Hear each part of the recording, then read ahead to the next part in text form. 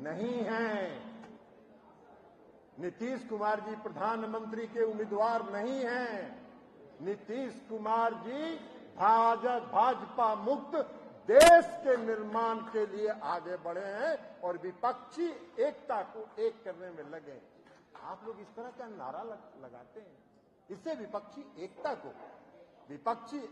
को में रुकावट पैदा होता है। ऐसा कभी मत करिएगा।